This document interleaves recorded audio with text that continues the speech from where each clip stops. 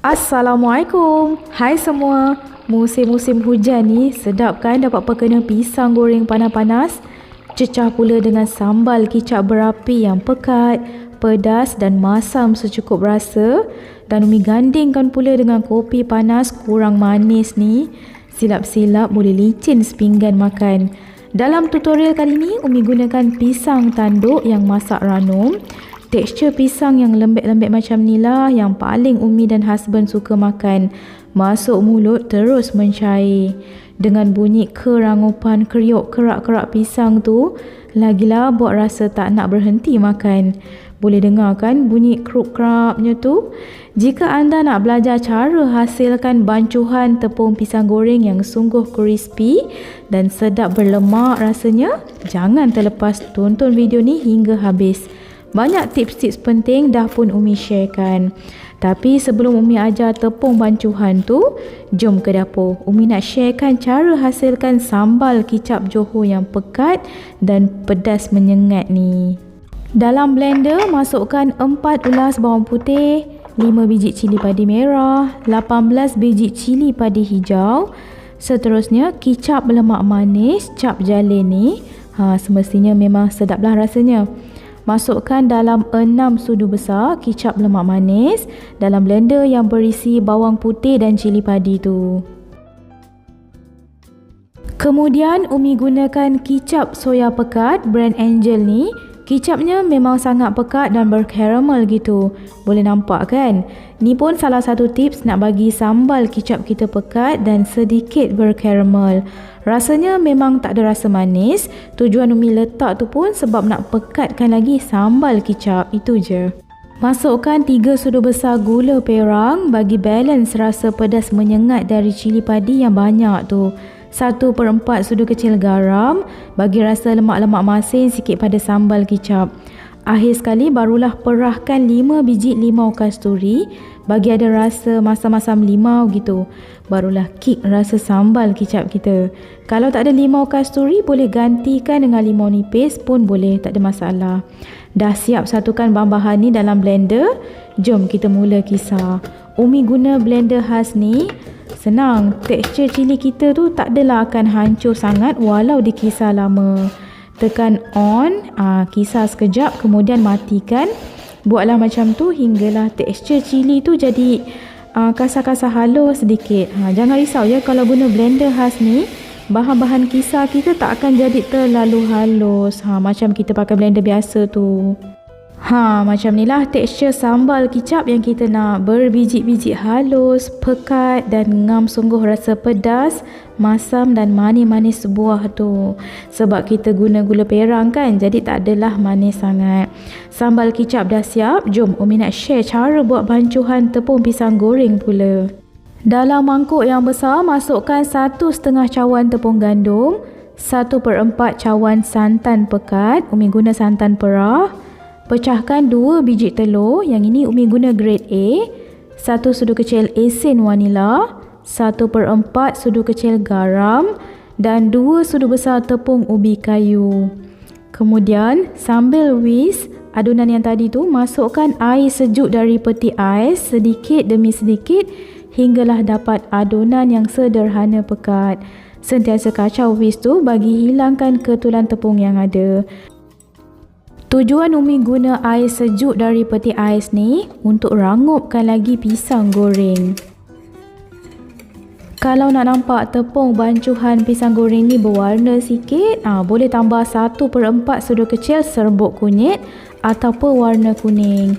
Sambung gaul bagi tepung bancuhan ni betul-betul sebati dan tak berketul-ketul lagi. Untuk kepekatan adunan pertama ni, anda boleh tengok tu ya, kelikatannya lebih kurang macam tu. Tak terlalu cair dan tak terlalu pekat. Supaya pisang tu bersalut elok je nanti. Ambil dalam 2 cawan bancuhan tepung pertama ni, masukkan dalam 1 mangkuk lain untuk kita buat bancuhan tepung yang cair pula. Bancuhan tepung kedua ni, kita tambahkan dengan air sejuk dari peti ais juga. Hinggalah adunan menjadi cair seperti air. Lebih kurang macam ni lah cairnya. Adunan cair ni nanti kita akan guna untuk hasilkan kerak-kerak pisang goreng yang halus. Kebetulan ada pisang tanduk ni, saudara Umi bagi. Jadi Umi tunggulah hingga pisang tanduk ni betul-betul masak ranum dan lembek sedikit. Nampak tu kan, kulit pisang tu dah mula kehitaman gitu. Maknanya dalam tu dah betul-betul masak. Potong bentuk menyerong macam Umi buat tu hinggalah selesai ketiga-tiga biji pisang tanduk yang ada.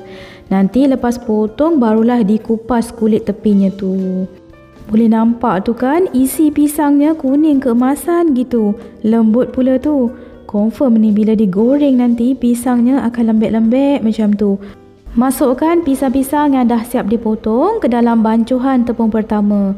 Tak perlu letak banyak-banyak dalam satu masa.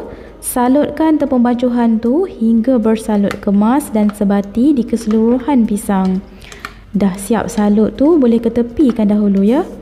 Sementara tu kita boleh panaskan dahulu minyak masak. Panaskan minyak yang mencukupi. Minyak masak tu memang kena lebih sikit ya untuk kita menggoreng pisang.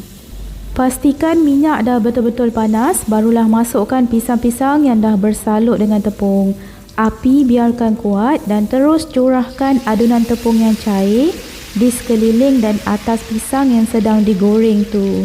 Dengan api yang kuat tu, lagi mudahlah kerak-kerak halus tu melekat pada pisang. Dah siap curah 2 ke 3 sendok adunan cair tu, terus ambil sodep, gaul sebati. Rajin balik-balikkan pisang tu biar masak sekata dan goreng hingga garing dan keperangan sedikit.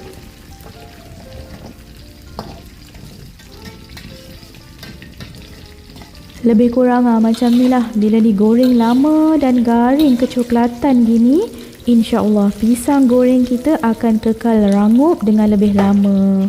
Toskan lebihan minyak yang ada, barulah alihkan di atas piring.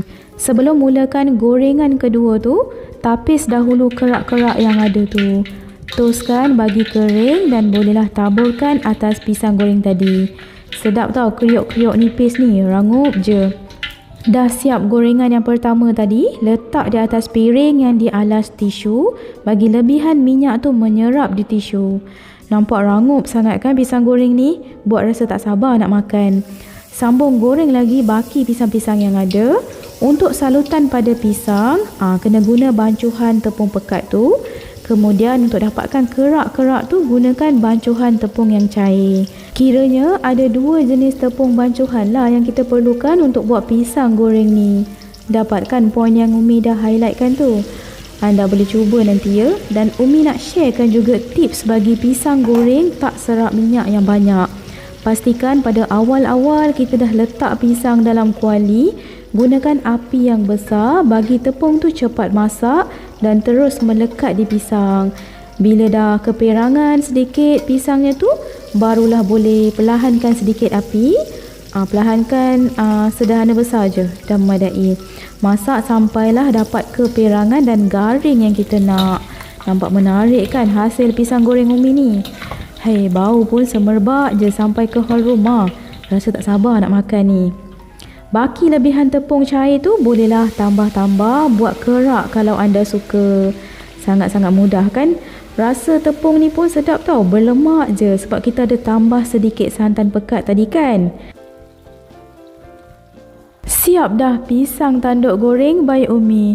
Curah air kopi dalam cawan, colek dengan sambal kicap berapi, makan sampai tak toleh kiri kanan dah husband Umi. Lembut dan sedap sangat katanya pisang goreng ni. Alhamdulillah. Jom cuba. Banyak lagi ya resipi-resipi menarik di channel ni. Jadi jangan lupa subscribe, like dan tolong sharekan video ni jika anda suka dengan resipi Umi. Tekan lonceng pertama untuk dapatkan notification setiap kali Umi upload video terbaru. Assalamualaikum. Bye.